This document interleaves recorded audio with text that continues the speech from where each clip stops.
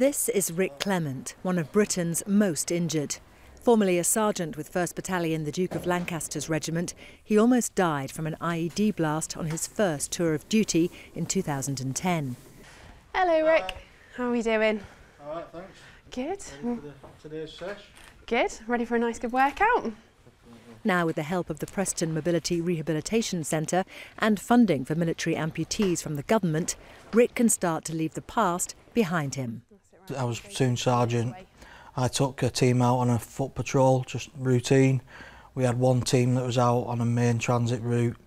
They were searching vehicles and people, and my team's job was just to sort of satellite in and around the area and provide security for them, really. We moved down a passage, and unfortunately I stood on an IED, and it was just a pressure plate IED, a large blast.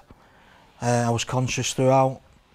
I don't really remember seeing anything. I think my vision or brain has just cut that out, but I was speaking to people and you know, aware that obviously I'd been hit. The guys came over and treated me. You know, they were outstanding training, saved my life basically.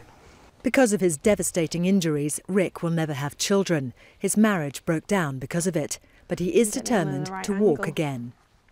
That means being fitted with the latest prosthetic legs, which use the same kind of smart technology as computer gaming systems and smartphones.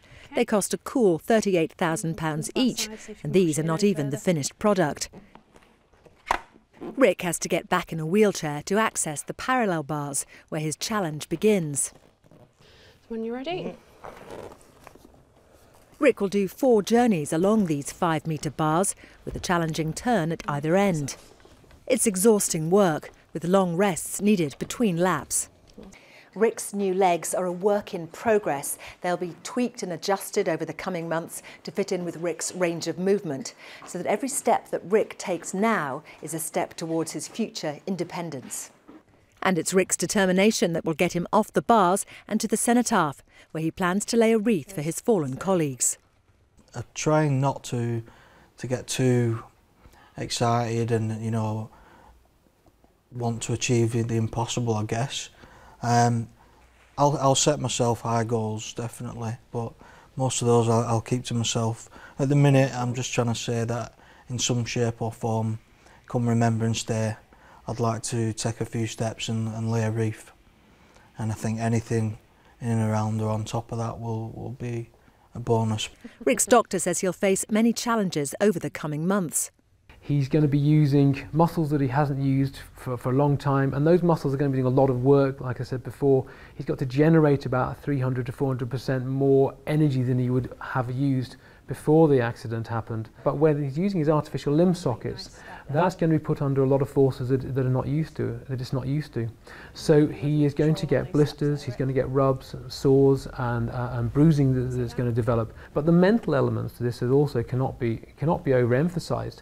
Using 2 limbs for him, like he is doing, you've seen him use today, if he gets that wrong in the knees and the knee buckles underneath him, he'll go to the ground extremely quickly. And I mean, literally, it'd be like you or I sitting on a table and someone pushing us off. But I see him in physio, and he was saying about good days and bad days.